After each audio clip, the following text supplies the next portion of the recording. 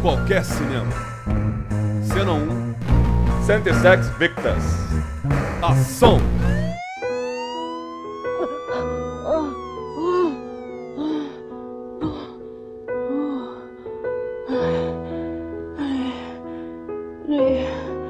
Jag vill inte dö sådär. Nej. Jag vill inte kvävas. Nej, det här var hemskt. Ingmar Bergman och Knaf das Märzhaven extend to the Klinthaven part past moderna.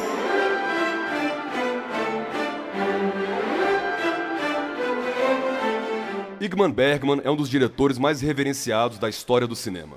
Cineastas tão diversos quanto Woody Allen, Stanley Kubrick e Francis Ford Coppola sempre declararam abertamente seu respeito pelo sueco. Artesão obsessivo, Bergman escreveu e dirigiu mais de 60 filmes e 170 peças de teatro. Numa carreira multifacetada que se estendeu por 6 décadas.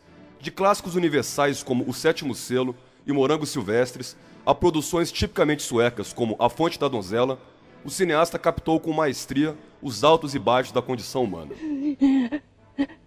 Temas como sexo, morte, solidão e envelhecimento foram uma constante na simpática obra do Sr. Bergman.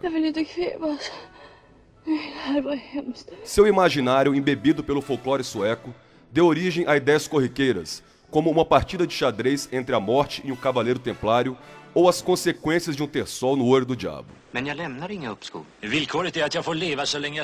Com seus filmes de baixo orçamento e alta densidade psicológica, Ingmar Bergman conseguiu alçar um voo pela alma humana, digno de Dostoiévski ou Albert Camus, sem parecer pretensioso ou babaca, como Lars von Trier ou Gus Van Sant. Não tá essa salada, não.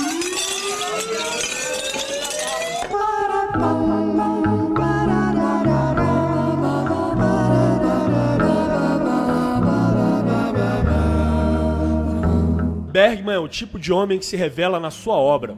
Ao ver uma penca de filmes do mestre, entendemos o porquê de ele dizer que o ser humano já nasce com um câncer na alma.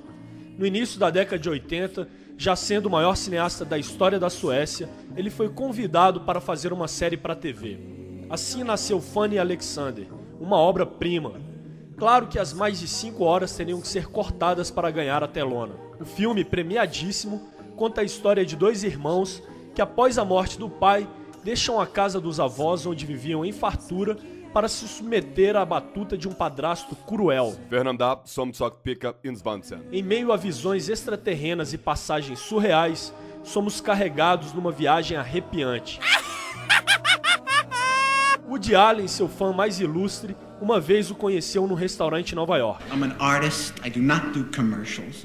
I don't drink vodka. Passaram a noite toda lado a lado, sem trocar uma palavra.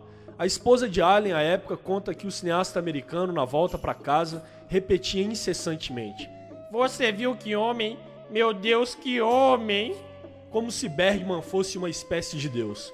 Pensando bem, ele já tem um lugar garantido no Olimpo da 7ª arte. Jag vet Antonioni sa vid något tillfälle.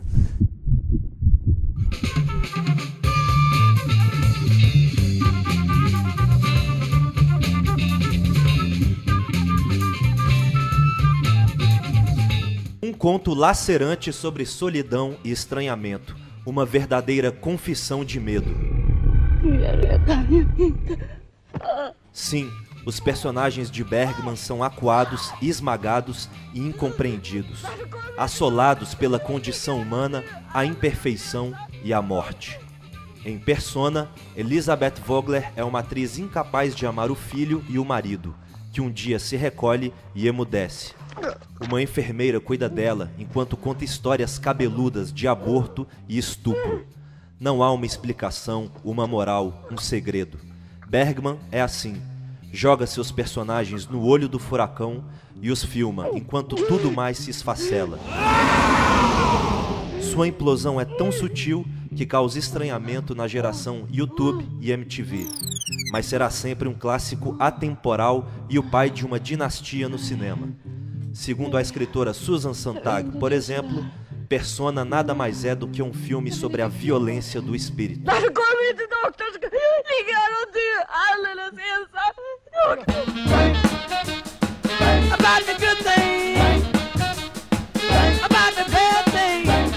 enviar Fred Macedo, Thiago de Castro, André Catuaba para o sanatório sem vírgula.